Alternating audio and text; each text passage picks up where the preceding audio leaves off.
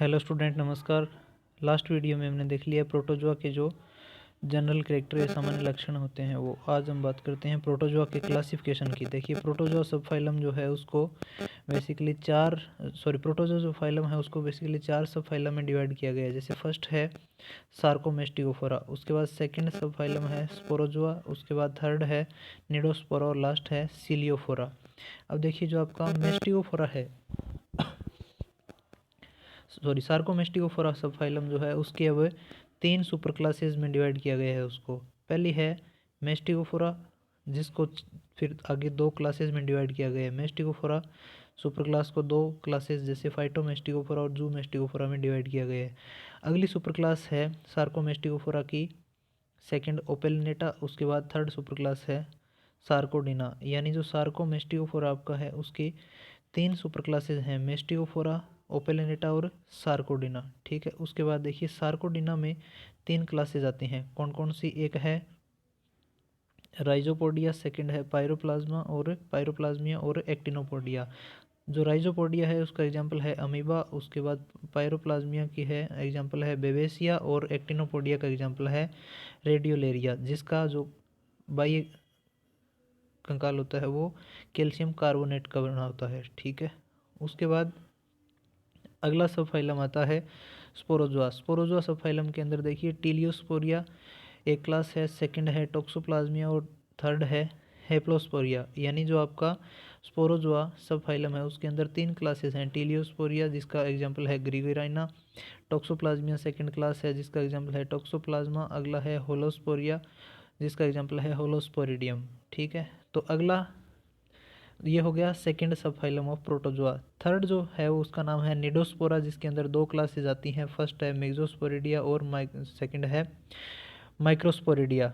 मेग्जोस्पोरिडिया का एग्जाम्पल है मेग्जोबलस और माइक्रोस्पोरिडिया का एग्जाम्पल है नोसेमा। अगला देखिए, जो आपका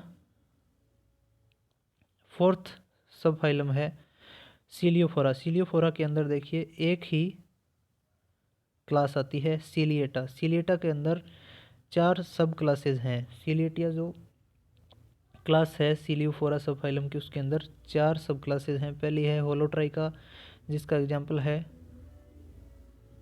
बेलेंटिडियम, जिसका होलोट्राइका का एग्जाम्पल है बेलेंटिडियम। उसके बाद सेकंड है सब क्लास पेरिट्राइका जिसका एग्जाम्पल है वोर्टिसेला। उसके बाद अगला है सक्टोरिया सब क्लास जिसका एग्जाम्पल है ट्राइकोफायरा। उसके बाद स्पायरोट्राइका लास्ट सब क्लास है जिसका एग्जाम्पल है केरोना, KERONA है ये पूरा नाम इसका। ठीक है, तो इस प्रकार ये प्रोटोजोआ का क्लासिफिकेशन कंप्लीट होता है। यानी 4 सब फाइलम है सार्कोमेस्टिकोफोरा, स्पोरोजोआ और निडोस्पोरा और सीलियोफोरा। सार्कोमेस्टिकोफोरा के अंदर 3 सुपर क्लासेज आती हैं, मेस्टिकोफोरा, ओपेलिनेटा और सार्कोडिना। मेस्टिकोफोरा के अंदर 2 क्लासेज हैं, फाइटोमेस्टिकोफोरा और जूमेस्टिकोफोरा। और ओपेलिनेटा में आगे कोई डिवीजन नहीं है ज़्यादा। और जो आपका सार्कोडिना सुपर क्लास है इसके अंदर 3 क्लासेज आती हैं, राइजोपोडिया, पायरोप्लाज्मिया और एक्टिनोपोडिया। राइजोपोडिया का एग्जाम्पल है अमीबा, पायरोप्लाज्मिया का बेबेसिया और एक्टिनोपोडिया का है रेडियोलेरिया। स्पोरोजोआ के अंदर टीलियोस्पोरिया आती है, एक क्लास 3 आती हैं टोटल। पहली है टीलियोस्पोरिया जिसका एग्जाम्पल है ग्रिगेराइना, अगला है टोक्सोप्लाज्मिया जिसका एग्जाम्पल है टोक्सोप्लाज्मा, जैसे टोक्सोप्लाज्मा गोंडी होता है। अगला है हेप्लोस्पोरिया जिसका एग्जाम्पल है हेप्लोस्पोरिडियम। ठीक है, अगला है फिर निडोस्पोरा सब फाइलम जिसके अंदर 2 क्लासेज हैं, मिक्सोस्पोरिडिया और माइक्रोस्पोरिडिया। मिक्सोस्पोरिडिया जो है इसके अंदर मिक्सोबोलस आता है और माइक्रोस्पोरिडिया के अंदर नोसेमा आता है। उसके बाद सीलियोफोरा है। सीलियोफोरा में एक क्लास आती है सीलिएटिया जिसके अंदर 4 सब क्लासेज हैं, होलोट्राइका जिसका एग्जाम्पल है बेलेंटिडियम, दूसरी है पेरिट्राइका जिसका एग्जाम्पल है वोर्टिसेला, अगली है सक्टोरिया जिसका एग्जाम्पल है ट्राइकोफायरा और स्पायरोट्राइका जिसका एग्जाम्पल है केरोना। उसके बाद देखिए, जो सार्कोमेस्टिकोफोरा हमने सब फाइलम पढ़ा है उसके अंदर एक सुपर क्लास थी मेस्टिकोफोरा जो इंपॉर्टेंट है, उसका क्वेश्चन भी आता है गाइस। इसमें देखिए एक आती है एक आती है क्लास फाइटोमेस्टिकोफोरा जिसके अंदर क्लोरोप्लास्ट जो आपका प्रेजेंट होता है, और दूसरी है जूमेस्टिकोफोरा जिसके अंदर क्लोरोप्लास्ट अब्सेंट होता है। अगला देखिए, इसके अंदर 10 ऑर्डर आते हैं फाइटोमेस्टिकोफोरा में और इसमें जूमेस्टिकोफोरा में 9 ऑर्डर्स आते हैं। उसके बाद देखिए, पहला ऑर्डर है फाइटोमेस्टिकोफोरा का यूग्लिनोइडी जिसका एग्जाम्पल है यूग्लिना, अगला है वोल्वोसिड जिसका एग्जाम्पल है वोल्वोक्स, और अगला है डाइनोफ्लेजिलेटा जिसका एग्जाम्पल है नोक्टिल्यूका। जो क्या करता है, बायोल्यूमिनेसेंस या सी फायर जैसा यानी समुद्री आग जैसी दिखती है, बायोल्यूमिनेसेंस उत्पन्न करता है समुद्र में। अगला देखिए काइनेटोस्टोमेटा ऑर्डर है फर्स्ट किसका, जूम एस्टिगोफोरा का। 9 में से और 10 में से सारे नहीं पढ़ने होते हैं, जो इंपॉर्टेंट है वो। जूम एस्टिगोफोरा का फर्स्ट इंपॉर्टेंट ऑर्डर है काइनेटोस्टोमेटा। काइनेटोस्टोमेटा के अंदर ट्रिपेनोसोमा और लेशमानिया आते हैं। लेशमानिया डोनोवनी जो काला जार रोग उत्पन्न करता है और सैंड फ्लाइज का वाहक है। उसके बाद देखिए जो ट्रिपेनोसोमा है आपका, ट्रिपेनोसोमा क्या करता है, अफ्रीका निद्रा रोग उत्पन्न करता है और सी फ्लाइज का वाहक है। उसके बाद अगला है हाइपरमेस्टेजिडा, जिसके अंदर आता है ट्राइकोनिम्फा जो कॉकरोच और टर्माइट के आंत में पाया जाता है और सेलुलोज का यह पाचन करता है। ये था मेस्टिकोफोरा का क्लासिफिकेशन। उसके बाद देखिए अगला है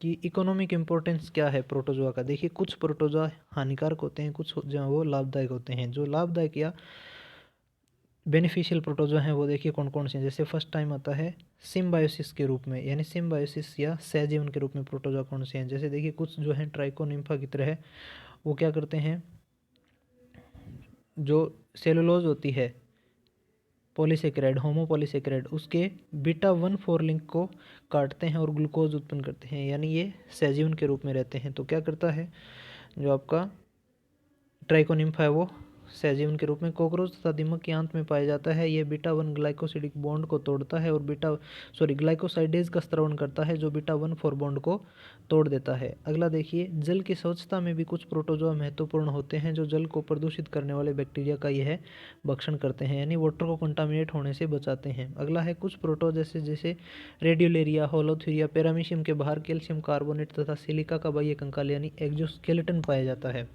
जो भवन निर्माण, चौक के निर्माण आदि में काम आता है। अगला है प्रोटोजोआ एक यूनिसेलुलर तथा सिंपल जीव है जिसका यूज अध्ययन में किया जाता है, यानी एक ही सेल है तो स्टडी में यूज करने के लिए यह इजी होता है। अगला देखिए हानिकारक प्रोटोजोआ यानी हार्मफुल प्रोटोजोआ कौन कौन से हैं। जैसे कुछ प्रोटोजोआ विभिन्न प्रदूषक पदार्थों या तेलीय पदार्थों का स्रवण करते हैं जिसमें जल में गंध आने लगती है और यह जल उपयोग योग्य नहीं रहता है। अगला देखिए हार्मफुल इफेक्ट क्या है प्रोटोजोआ का। कुछ प्रोटोजोआ जैव प्रदीप्ति यानी बायोल्यूमिनेसेंस उत्पन्न करते हैं, जैसे नोक्टिल्यूका समुद्री सतह पर जमा हो जाते हैं जिससे यह संपूर्ण समुद्री सतह पर को रेड कलर कर देते हैं और जिसे रेड ब्लूम कहा जाता है। ठीक है, उसके बाद देखिए कुछ प्रोटोजोआ विभिन्न प्रकार की डिजीज उत्पन्न करते हैं, जैसे आपका लेशमानिया डोनोवनी है तो ये क्या करता है, काला जार रोग उत्पन्न करता है। उसके बाद सेकंड है अगला ट्रिपेनोसोमा गेमियन जो अफ्रीका निद्रा रोग उत्पन्न करता है। उसके बाद है एंट अमीबा हिस्टोलाइटिका जो अमीबोइड डाइसेंट्री उत्पन्न करता है। उसके बाद है प्लाज्मोडियम वाइवेक्स जो क्या करता है, मलेरिया कोज करता है। और लास्ट है ट्रिपेनोसोमा क्रूजाई जो चागास डिजीज उत्पन्न करता है। तो ये थे डिजीज और हार्मफुल और जो बेनिफिशियल प्रोटोजोआ थे वो, प्लस इसका क्लासिफिकेशन। अगले वीडियो में हम बात करेंगे जिसके अंदर पोरीफेरा आएगा। अब इस यूनिट में आपके पोरीफेरा बचा है, उसके बाद ये यूनिट कंप्लीट हो जाएगी। So thank you student.